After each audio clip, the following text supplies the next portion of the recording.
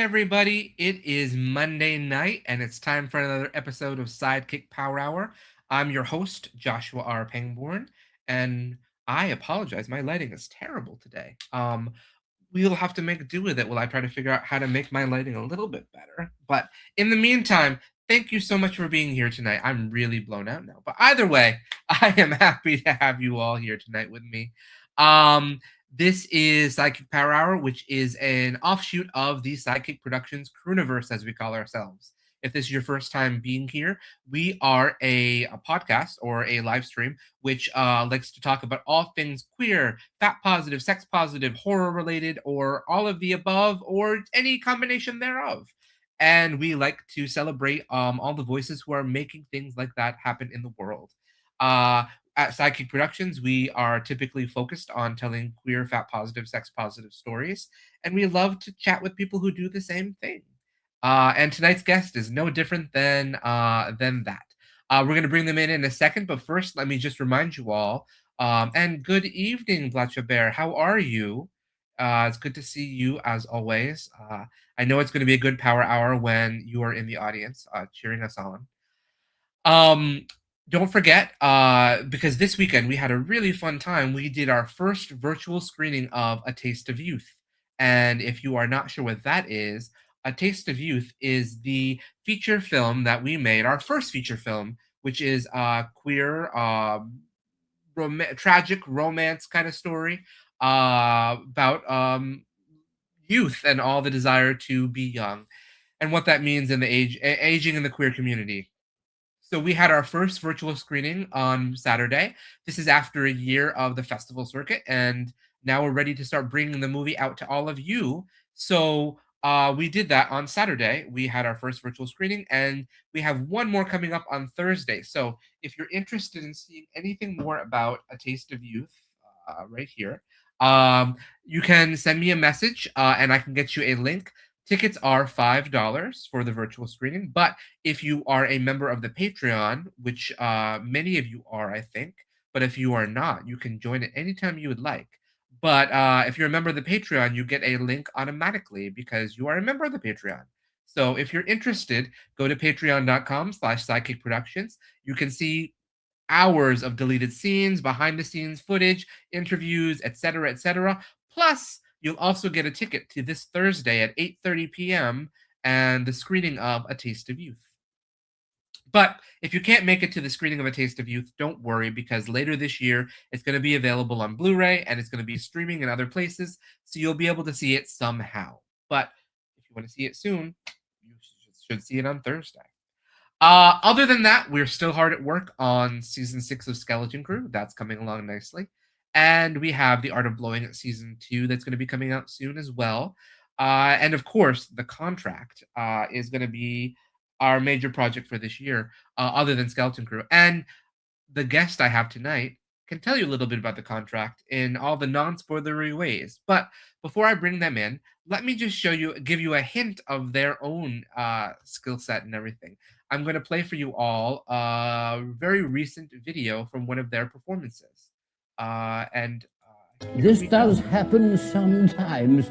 Now, I'm afraid to say that you have made my naughty list. Oh, dearie me. But I tell you what, there's still time to redeem yourself. Yes, you... I've been a bad,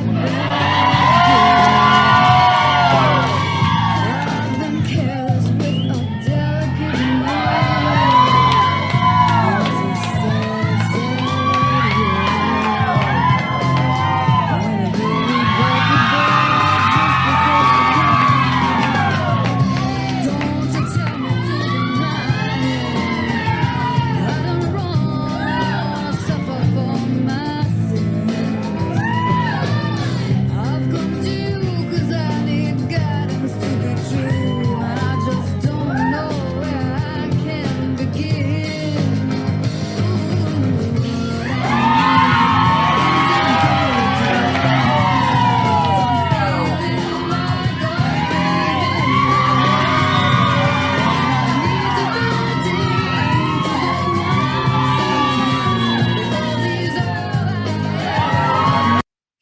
Everybody, please welcome CryBaby.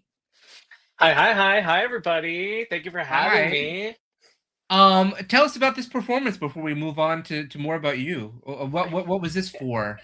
Yeah, this past holiday season, I produced a drag show, a very misfit holiday centered around all things misfit and filthy and the outcasts. So this was my finale. This was the final number.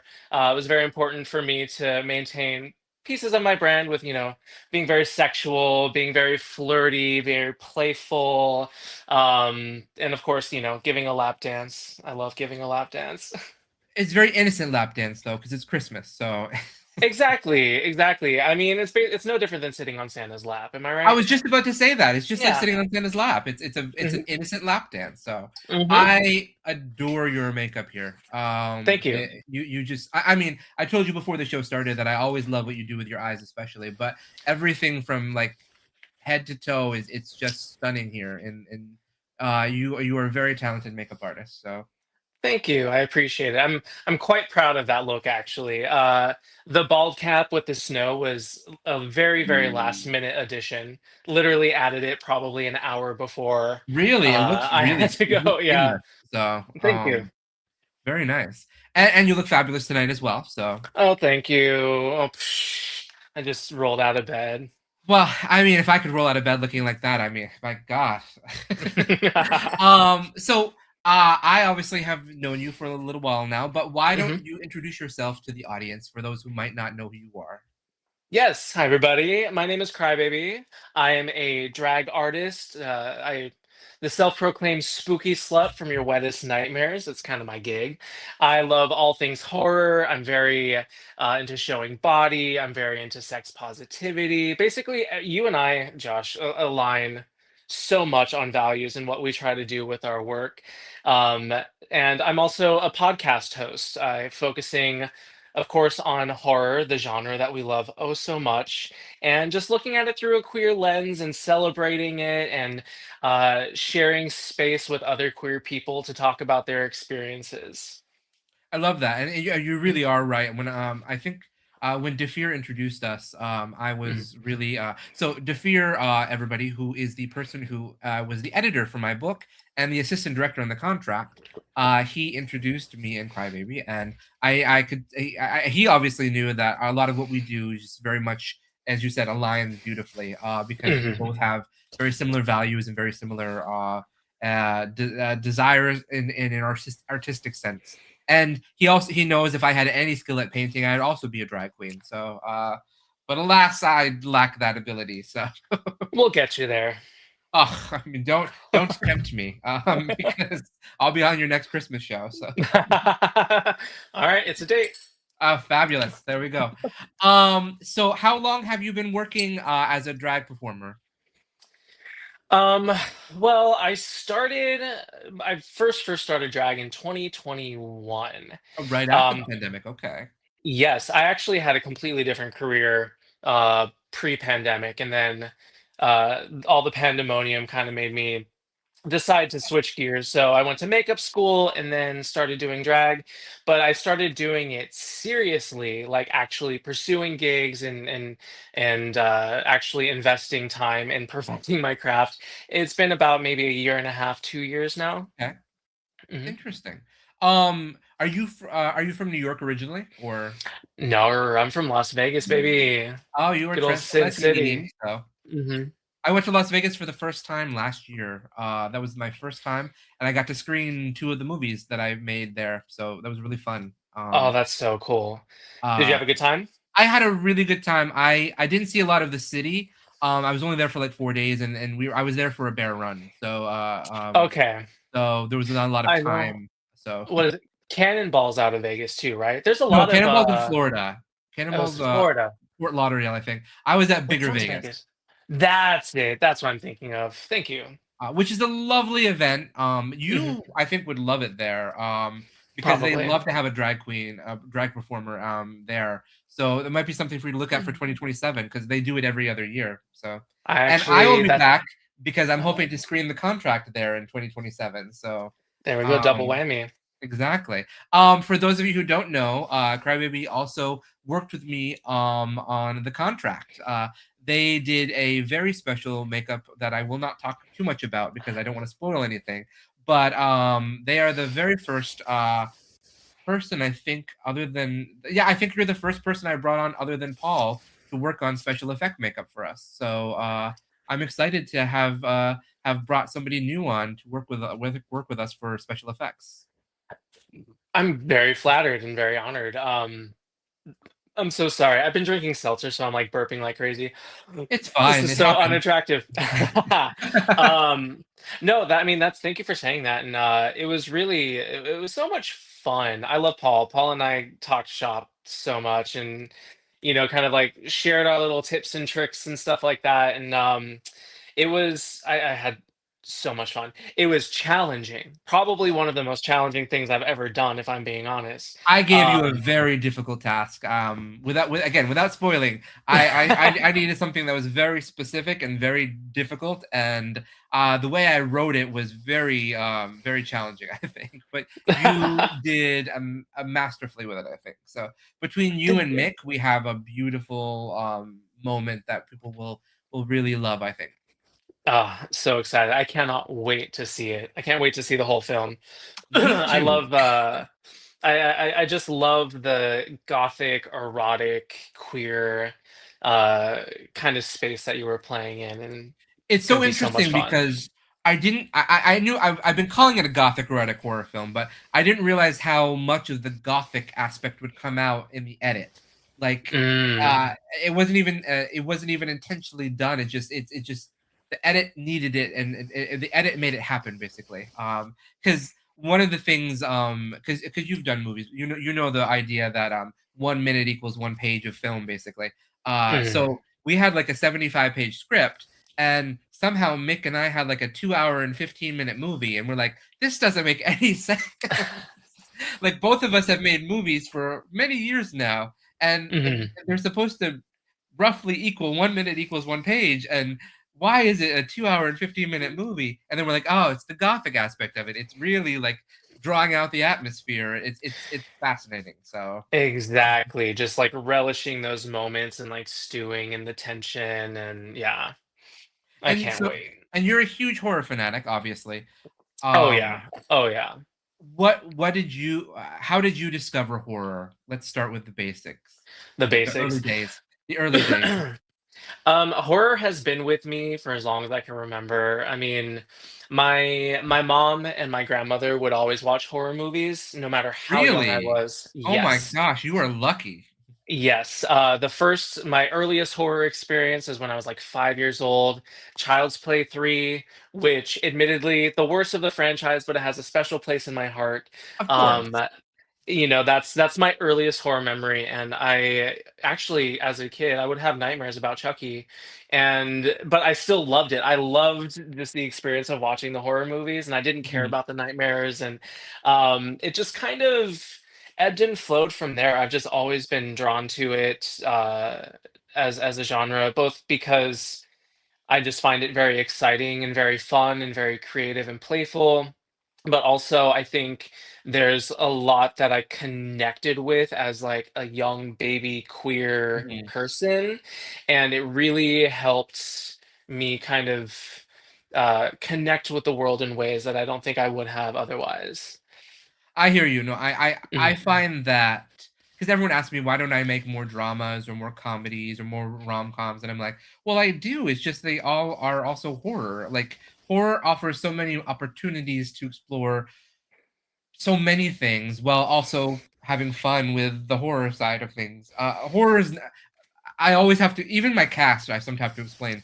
Horror is not just like a slasher or like a Mhm. torture. Like it's not just Saw, it's not just Scream. Because with A Taste of Youth, my cast is like, well, it's not really a horror movie. Don't worry, people are gonna still watch it. I'm like, well, it is a horror movie. It just is a horror movie that doesn't fit your more traditional definition of what a horror movie is. But the Mhm. world of horror is diverse and vast, and Oh we had a yeah. lot of that this year, in fact. So, Oh yeah, it's so well, last year, not expansive. this year.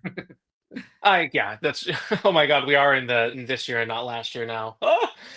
This past this past 2 weeks has just been a nebulous, timeless vortex. It's been a lawless land. I'm finally getting back to like being on a schedule.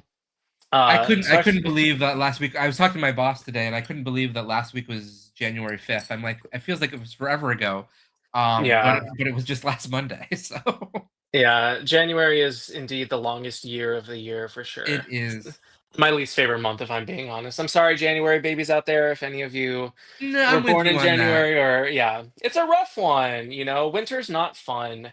Um, it's very challenging, both physically and for me creatively. I don't know about you. I always struggle creatively in the winter. I Um, always feel like I need to try extra hard to get people motivated. Like I want to mhm, do something, but everyone else is sort of like a little blah, and I'm like, let's try and get it out there, because but yeah, um mhm. it is what it is. Yeah. But I'm thinking about Sinners from last year. Like everyone was fighting about how Ah, Sinners is not a horror movie, and I'm like, well, it is a horror movie. It's just also more. absolutely.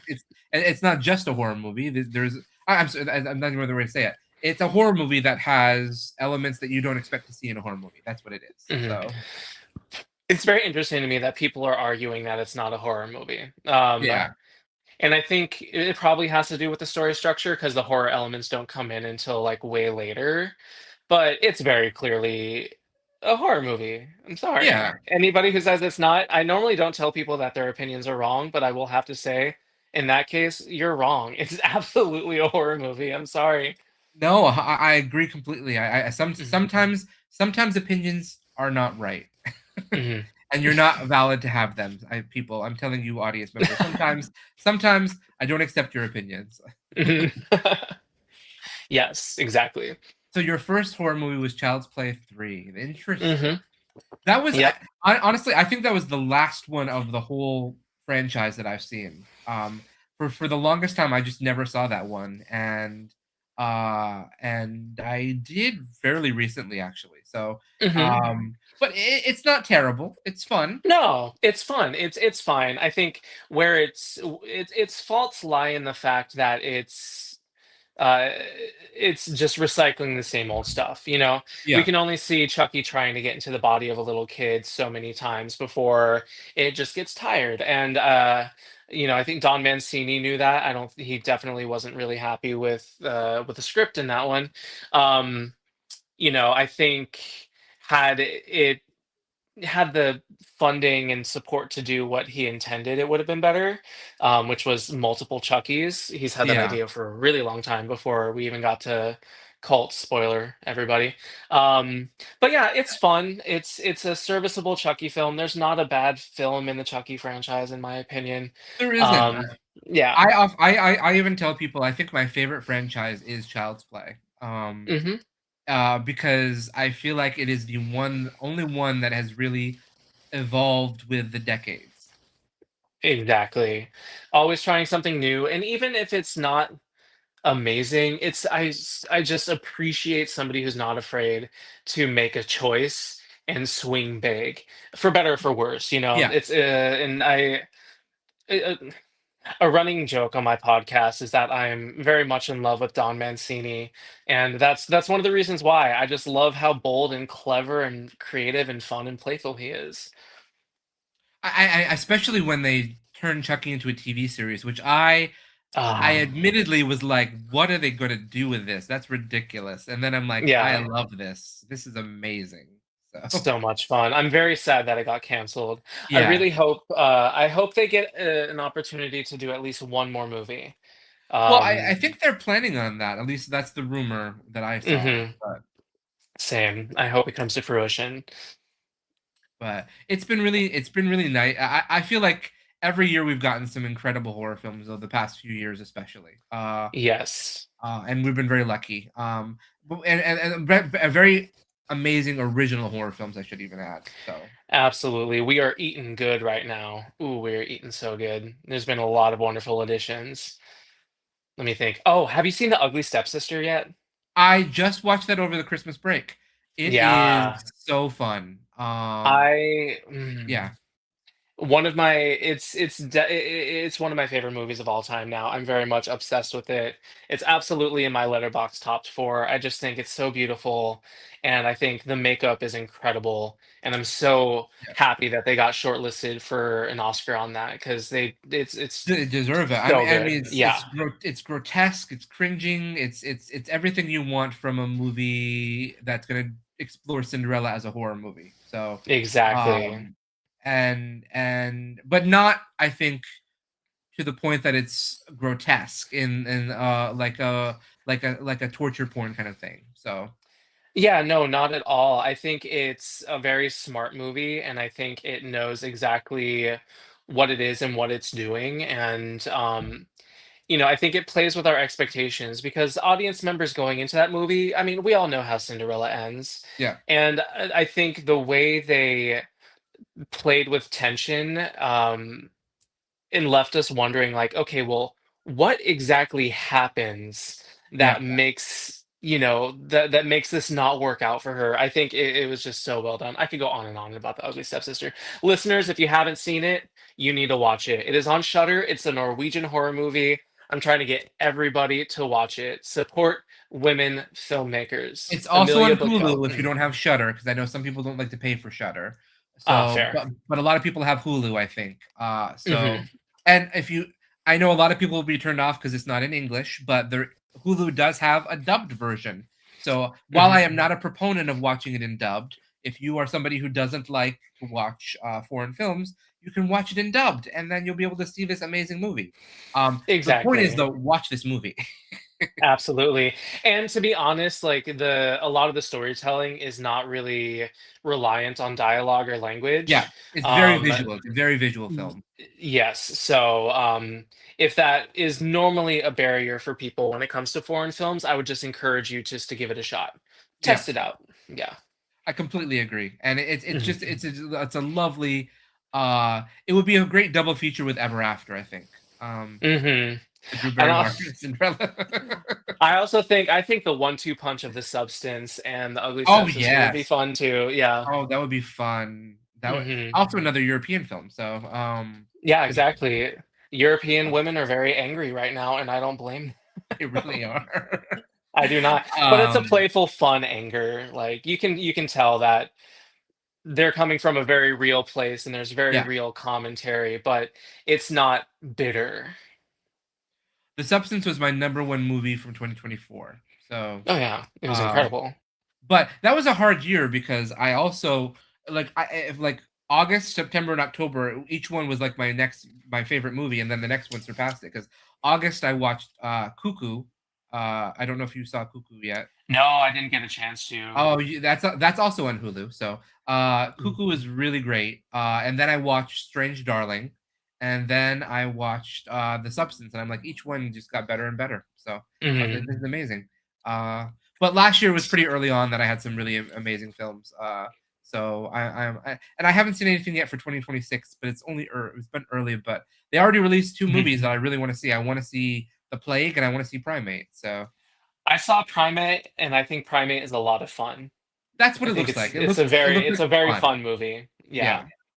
it I looks like did a it for fun one of movie. those, you know how AMC kinda does it they Yeah. do the, Scream Unseen thing? Yep. I did that, and it turned out to be Primate, and I was very happy that that was the movie That's a that great we were choice. Yeah. seeing. That's a Yeah. fun one. Mhm. I have wanted to do those, but I haven't. I just never. My schedule never lines up with when they're doing one, and I'm like, oh, well, someday I will. But uh, Plus, they go fast, like, people are, like, hungry for it, I think, yeah. it was almost sold out when I got my tickets, Oh so, wow. Yeah. Okay. yeah. Are there any movies that you are looking forward to this year that you know that you have to see? Um, um I know that there's some, and I'm just blanking right now, so forgive me. What's coming out this year? Let me think. Uh, well, I know there's The Mummy actually is coming soon. They just released the trailer for That'll be that today. fun. Scream 7's coming out this year. Uh, you Um, know, I there's a part of me that's excited for Scream 7. Um, there's an even bigger part of me that is, I don't know, just unhappy with how things went down with Melissa. Yeah, And I'm very sad that they didn't carry on with, her story. And of course, the way they treated her was just very, very shitty. So I'm torn on that one. Like, I'm very yeah. curious. Of course, Scream has been one of my favorite franchises since I was a kid. So It was very much that's our a tough franchise, one. I think, because we that Hmm. was that was like when we were becoming teenagers, I think, and Hmm. uh, and then oh well, Ready or Not 2, that's coming out. Yes, that one I'm absolutely Mother Sarah Michelle Gellar. Yep, yep, yep, yep. We are in the midst of a Sarah Michelle Gellar renaissance right now, We very much and are. I am so happy, so so happy. Buffy the Vampire Slayer was one of my favorite, most formative TV shows. I would assume you give me Buffy vibes. I feel like, I mean, Buffy, Skeleton Crew is, yeah. yeah. I feel like Demon Doctor is my version of Buffy, basically. So Demon Doctor, that's the one. Yes, so Ready or Not to, I'm very excited for. Very, very excited for. So that's my answer. that's a great one. That's very Thank good. you. Mhm. Um, so I know because you care about this as much as I do in terms of body positivity, fat positivity. Mhm. What are some of your horror that you think does that well? Is there any, if they even? That's a struggle I always run into sometimes. Yeah, I mean, I think there's always room in the conversation around just anything body horror, and how it could potentially, uh affirm certain experiences for people, not just with body positivity and with people of different sizes, but like people of different genders. I just think that idea of um, losing control of your body is something that's so innate, and I think, Mhm. at least most people I've talked to, we've all experienced it. So I think that there's a catharsis that we can experience if we watch a very thoughtful or even just schlocky body horror movie. I love Um, a good body horror movie. So yeah, yeah. especially ones like, The Substance, for example, where at the end you find like the character surrenders to the quote unquote grotesque nature of their form, but they accept it, they're happy with it, they're like, this is me. And I think that that's quite liberating, to be able to just say, this is who I am, fuck you if you think I'm disgusting, doesn't matter. I love that. That's really. Mm. I think that horror has a lot of opportunities for folk to find themselves in ways that other genres don't permit. Hmm. And I think that's what draws queer people to it, especially. So, um, Agreed. I will say, in regards to fat bodies and representation in that regard, I definitely think that we are left wanting in the horror world. I think oftentimes you come across the trope of, the person either being just like dumb, disgusting, and disposable, or creepy, and like they're a harbinger, and just you mhm. never really see, fat bodies in more prominent roles in a lot of horror movies, apart from potentially being like a punchline, Yeah, or just, another body to add to the count. So that is something that I would love to see more, which is why I love what you're doing with your work, is, just seeing more diverse body types in these horror movies, in these slashers, in these haunted house films. and yeah. and what's more, not even have their storyline be about their body or anything. That that's just what they look like, and they are going ththrough this horrific experience. It doesn't have to be about them being fat. Exactly, and that's an important thing to me, but we don't see that a lot. But I mean, I just watched the Toxic Avenger, the new one with Peter Dinklage, Hmm. and there's I love how Peter Dinklage will just play roles without any sort of like reason quote unquote for him to be in those roles. Yes. And so I just want to see more of that. I want to see more people like Peter Dinklage or like me or like you playing these roles without sort of like justification for it. Yeah, like being the So fat friend or the this, that, exactly. yeah. Yeah, Because agreed. because when you get because like another thing that springs to mind, like I imagine because you said creepy, the main character of Human Centipede 2. He is very Oh, much yeah. but again, he's supposed to be disgusting and gross Mhm. and you're not supposed to side with him in any way, shape, or form, and you can't because they portray him in a very disgusting and gross way. And uh, but uh, but yeah, I would like to see more of that in films, but Yes, I someday, had a very I thought about that a lot actually when I saw the I Know What You Did Last Summer that came out last year. yeah. I noticed that the entire cast was very conventionally attractive, Hmm. and the only people that did not fall into that kind of look were like the person that worked at the junkyard and the Hmm. gravedigger. You know, these um working class positions in a cast that's hot, beautiful, rich people, you know? Um, so yeah, I'm tired of it. I'm over that. I'm over that. I'm with you on that. I would like to see something new, and which is why I sort of enjoyed. I don't know if you saw The Long Walk. Uh, No, because when that came out, I was in I don't know if I mentally would have been able to deal with it when it came out. I was going through it. It's a lot. But It's I a do lot want to to see it. watch. It's beautiful. It's amazing, but it's a lot to watch. Yeah. But there is some more diversity of body than that. Obviously not a lot of fat representation in it because they for whatever reason that there isn't. But there's a lot of diversity in sense of like all the people that are in it are not all just like Hollywood models types. Yeah.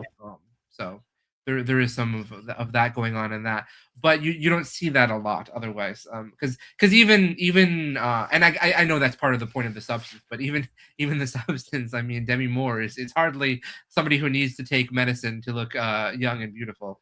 Yeah, um exactly. so but again, I know that was the point of the movie, so I get that, but Yeah, it's permitted. um We get it. Yeah. it's permitted. I forgive this one. Yes. But no, it's tough. How do you bring it into your own work? Because I know that you do a lot of work as a performer, as an artist in many ways. Do you find that you try to bring these elements of body positivity, fat representation into your work? Oh, absolutely. I mean, one of the things that I always fold into my numbers is a sense of showing body. Um, and it's a celebratory way of showing body too. It's not slapsticky or punchline, kind of like we were Sure. talking about earlier. It's just very celebratory. I will climb on tables, which is something that you don't necessarily expect a fat person to do. I will, Mhm. drop down to the floor. I'll take my pants off and just be in a corset and a panty. And those are things that you don't traditionally see um, with natural body and bigger girls in drag spaces. I think their padding is a beautiful, wonderful thing to curve a silhouette or to carve a silhouette and showcase curvaceous bodies, but in a way that's kind of a shield. It's armor and it's Mhm. protective. And while it is a wonderful presentation, wonderful representation, I always try to have that vulnerability of showing my actual legs, of showing my actual, as much of my midriff as I can. I do have a breastplate that I use for the proportions. Mhm. So I wear the breastplate just to be, a big bombastic slut. And yeah, that's kind of where my drag lives. I'm always very much in that celebratory body space. And I also, we talked about this. Out of drag, am very body and sex positive in the way that I am I don't know what YouTube has restrictions against. I'm a spicy content creator, and I think you can say that for sure. So yes, I'm a spicy content creator. I've since kind of taken a step back because I'm focusing on other things, and it can be exhausting if I'm being honest. I I would imagine, yeah. Yes, but I do enjoy kind of being a beacon of being fat, sexy, worthy of love, adoration, and pleasure. And I get a lot of messages from people telling me that they're grateful to see the work that I'm doing because it lets them feel comfortable and sexy in their own bodies. And that's kind of, that's something that I don't know if I necessarily fully set out to do when I started creating that kind of content, but it's something that I have tremendously fallen in love with is just being able to unapologetically take up space in an industry that can be really mean Yeah. to fat bodies and to do it with an amount of pride and pleasure and no shame and yeah, I think that my work doing that spicy content has heavily informed the work that I do with my drag as well. Mhm. And I've really admired what I see your as far as maybe admires, I really enjoy the drag that you perform because I don't see queens who are larger or drag performers who are larger generally wearing what you wear, as you said. Usually usually plus size queen or plus size drag performer will layer up a lot, and Hmm. they'll sort of gowns and things that you won't see body, or lots of body suits that will just cover everything and not let any skin out. Hmm. And you often seem to be the opposite of that. You'll allow your body to be your body, and I really Hmm. do appreciate that because I don't think we see enough of that because you see it a lot with queens who are very thin, but Yeah. you don't see it with others, and it's like if they can do it, so can we. Exactly. And if they can do it, and I'm gonna sound like a bitch here, if they can do it and like people gag over it and it's just like a bra and a panty, um, then I'm gonna fucking do it too. And I'm gonna look better in some cases. I'm not going to disagree, especially it's because you take a lot more time on your makeup, I think, than they do. So. Oh, who knows? But yeah, it's thank you for saying that because I always almost every single one of my numbers I start clothed and I end not clothed. There's always a transformation when I'm performing. Um, and it always involves being very close to naked. And everybody loves it, including me.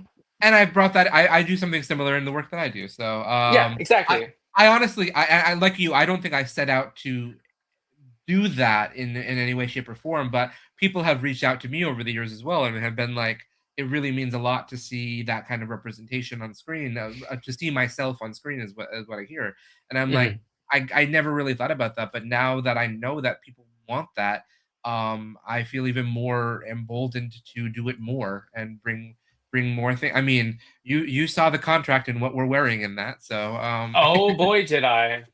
Boy, did I. Y'all are in for oh a my treat, goodness. folks. You're in for a treat, everybody. There is there's not a lot to the imagination. I'll just say that. So in Yeah, some and cases, most none to the imagination, depending on who the actor is. yeah, all I'll say is, you know what? You didn't need a wardrobe department. I didn't. I saved on wardrobe department. But that's okay too. No, that's the whole point actually. So, but it's fun. It's good. I love seeing other people doing what it is I love doing because Mhm. I think that we need more people like us making that happen. Because as much as I enjoy the fact that you and I, or people like us, are special in the sense that we're making this happen, don't want us to be. I want us to be special because we're just doing really awesome art, and not because we're doing Exactly. awesome art with a message. Because it shouldn't have to be that way. So, Yeah, agreed. Agreed, agreed.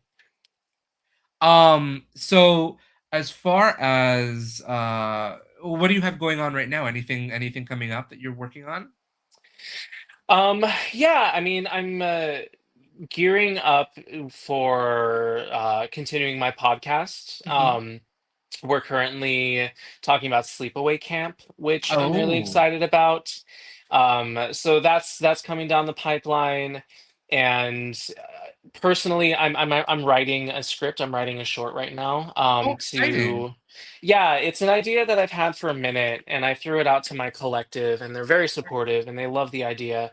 So I'm in the process of developing my script, and I'm hoping to have it ready by the end of this year, early next year. Oh, wonderful. Yeah, and there's a couple of other things on the mix, the couple of burners going in the background with some other collaborators about, putting together multimedia shows for festivals and my collective, we're finishing up our feature film that we shot not too long ago, Oh. Out in the Light. Yeah, it's a folk coming of age horror fantasy, like spooky fantasy.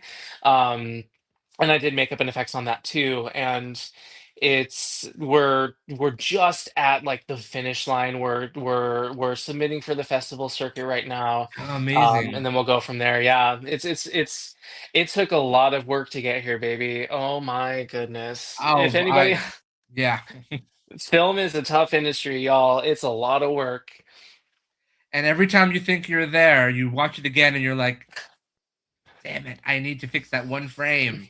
One Hmm. frame. But I have to do a whole new export now, which is another Yeah. 12 hours of my life. 'Cause, Yep. Yeah, but that's it's worth amazing. it. Thank you. So you have you keep talking about your collective. What is your collective? Tell us about that. It's funny because I was just thinking that I did not say the name. It's Girl Soup Collective. We.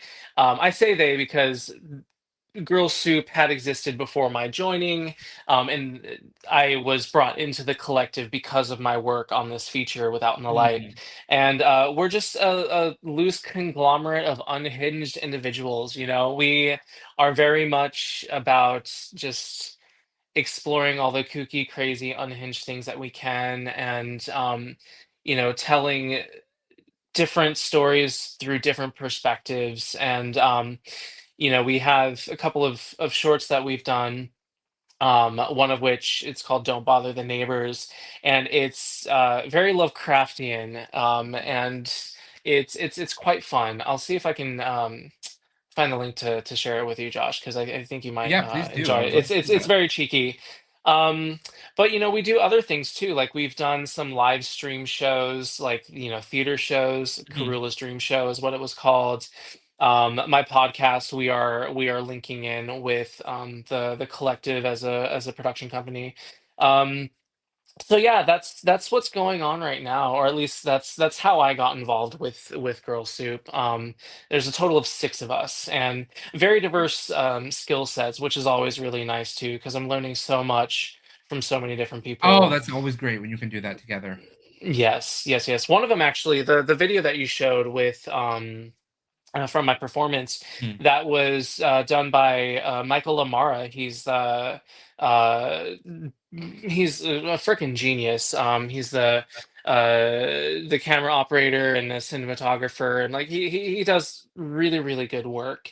And I'm really grateful to be able to work with him. I'm learning a lot with him too. Amazing.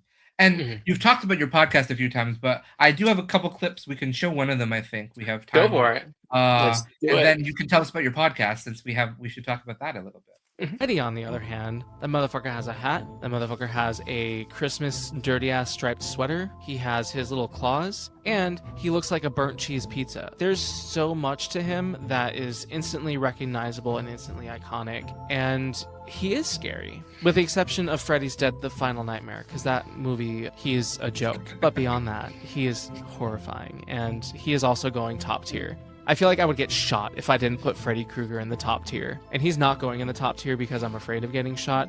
He's going in the top tier because I think he belongs there. Yes. So what is your podcast then? Yeah, so it's called Horror Icon, WHORROR Icon. Love a And it's, pun.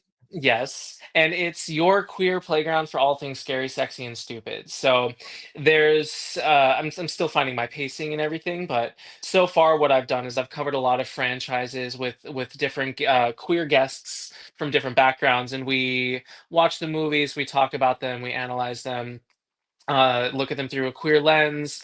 And then I'll do one-off things occasionally. The video that you just showed was from an episode I did where I was ranking horror fashion, so to speak. And so, Or uh, factions. Okay. yes, yes. So, in that episode, I picked a good handful of horror icons and villains and killers, and I just talked about their looks and where I would rank them on my tier list. It was a lot of fun. I found that I'm a lover. I hardly give bad critiques, and There's but no when I point in bad do, they're critiques, though. scathing. Yeah. So who got a bad critique from you then for horror fashion? Okay, so God, this was last summer. Let me see. I know for sure, for a fact, I put in this was out of spite, the Bride in Black from Insidious. Oh, Um fair. Yep, yep. yes, and the only reason I did is because of the bullshit transphobic narrative that they shoehorned into the sequel. Yeah, The look itself is great, but I could not rank it high because I just don't we are well beyond, the transphobic narratives. We are well beyond the twists being that, oh my god, this person's a killer because they're trans. Like yeah. we've aged past that and I'm over it. So I love a that queer villain. I love a queer villain. I don't love a mhm. queer villain because they're queer. So Same, same, same, same. Especially if it's just like, unfortunately, in alignment with what a lot of people think in real life. yeah. We just can't afford that right now, so I'm not going to entertain it. And then I think the other one, it might have been Urban Legend, the first one, because Oh, the parka. Yeah, it's a parka. Walk outside right now in New York City, and you're going to see a shit ton of parkas. So yeah. there's nothing particularly scary about that. Willow looked Um, much better in season 2 of Buffy when her parka than yeah, yeah. So I think those were the bottom ones. those are both Um, valid, very valid, I think. thank So you, thank you, thank you. how do you fare with sleepaway camp with that particular trope, With I guess? that trope and stuff, I think for sleepaway camp, um, I personally don't mind, and here's why. Thankfully, like this episode, my sleepaway camp episode is going to be coming out within the next week or two. I'm almost done editing it. So I guess a sneak peek of my thoughts on it. I don't necessarily mind it because the movie itself is just so unserious and so campy. And True. I think I think the key that made that work for me was Aunt Martha and just how absolutely unhinged she was. And like some people talk shit about that performance, saying that it's too over the top. Oh, I think no, I love that. it has to be, and I think she understood the assignment, and her level of absurdity in her performance is what sold the twist at the ending for me. Mhm. And that's not to say that like if anybody is not happy with that twist ending, totally valid. I'm not going to tell you how to feel about it. I don't necessarily think that it was done in what's the word? In bad, not bad taste. Well, no, bad taste. It's definitely done in bad taste. The whole movie is Malicious intent? very malicious intent. Thank you. I don't think there's any malicious intent behind it. Um, I Yeah, I just think it's just absolute absurdity. And if anything, it is in a weird roundabout way affirming for the trans experience of just like, okay, well, this is what it's like when you're raised as a gender that you don't identify with. It's not necessarily that Angela Baker has been forcibly, spoiler alerts for a 50-year-old movie. Angela Baker has been forcibly, transitioned into being a girl. Um, that's not why. It's because she's living her life as a gender that she doesn't identify with. It's not Mhm. because she is trans, because she's not actually trans, not at least until the sequel. Yeah, Um, so that I think that's another thing. I It's love if that. you yeah, if you think about it, it's just affirming of just like the general dangers of an adult human making a decision about who you are that you don't feel is your truth, and how that can lead to problems, that could lead to feeling isolated, ostracized, that could lead to shame, that could lead to random outbursts of anger. So I don't mind it. I get why people do, um but I don't. I'm of a similar case as you. I think that this is an example of a movie from our community, whether or not it was intended to be. It's a Hmm. movie from our community that struck and resonated with a lot of people in a way that you probably couldn't do today because of a Hmm. number of reasons. But that doesn't mean that it's not a movie that we should look at. And similar with Rocky Horror, I think that Rocky Horror gets a lot of negativity from a modern, younger audience. But I mean, that movie was the only thing we had for for a very long time. So Hmm. yeah, I'm always of two minds when it comes to queer representation from films before 1990, basically. Yeah, of course, because you get into the tropiest of tropes and like one-dimensional, occasionally problematic things. But it's not like it's dressed to kill or anything, you know. Yeah. And I think one thing that I would love to see come back is an understanding of nuance. I feel like there's Mhm, unfortunately a movement that's happening with a lot of people. It's like it's an anti-intellectualist kind of stance of mhm, things are black or white, you know. There's no in between, there's no nuance, and there's no middle ground. But that's what life is nothing but nuance in these little complexities. So I would love to see more people approach films like that with an open mind, and I would love for them to take in more than just what is at face value, and look at the decisions that are made, and look at like what's the tone of the movie, and what are they really saying. And I think that that could help people um, just liberate themselves a little bit more when it comes mhm. to the media that we allow ourselves to enjoy. And I think that's true for both sides of the political spectrum, viewers, and Hmm. where everyone there's no matter what, there's a sense of it's a there's no gray area for them to look at. If they see something, there's nothing below the surface on that, and that it's very frustrating. I agree with you. Hmm. I think Weapons is a great example of that from last year. Yes, yes. I I I mean, with the whole principal and his husband situation, the many people called the film homophobic because of that, and Mm. because they were the only ones to have a gruesome demise, basically, and it was a bury the gays kind of trope going on, Okay. and I mean, Mm, I can certainly see that to some regard, but I also sometimes people have to die in a horror movie, so. exactly, and I think it served the story. I think that's one big thing that we also have to take into consideration is like, Mhm. did it serve the story? You know, of course, yeah, sure, the principal could have been straight, and it could have been um, uh, a completely different kind of scenario. But at the end of the day, that scene was a pivotal and important part of the film, and the fact that we got to have two queer characters be a part of that, I think, is pretty neat. You know, 3 if you count Gladys too, because that's true. Gladys is very Oh, much a queer character in many ways, so. oh goodness. I've seen the number of drag Gladyses and Oh, I oh, can only begin to imagine how many drag Gladyses there are.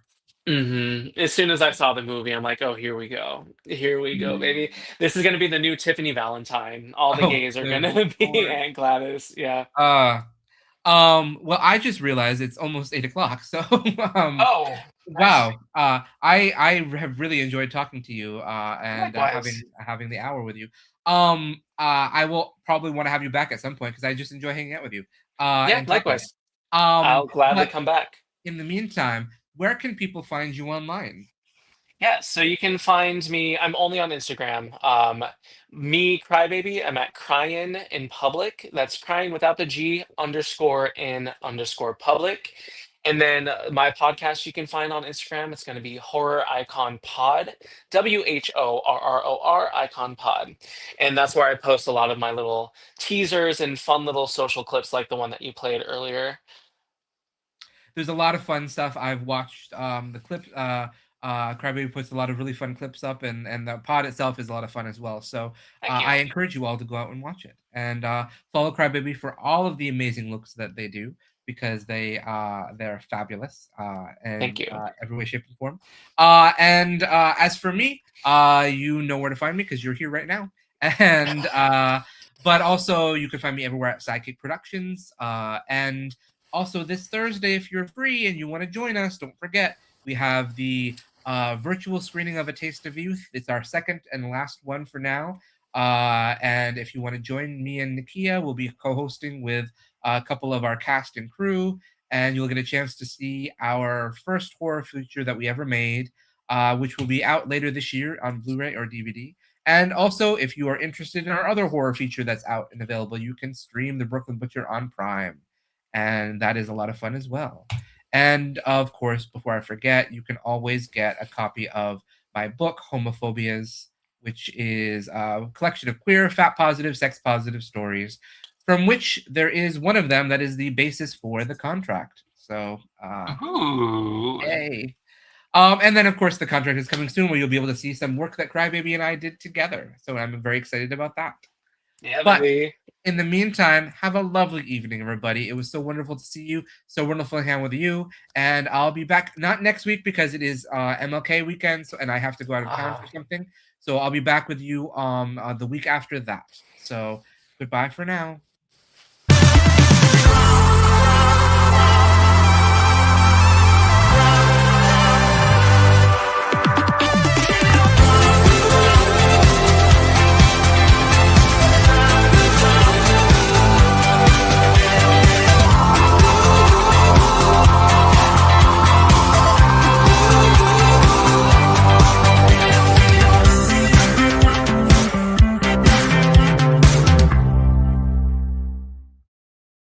And that's the tea.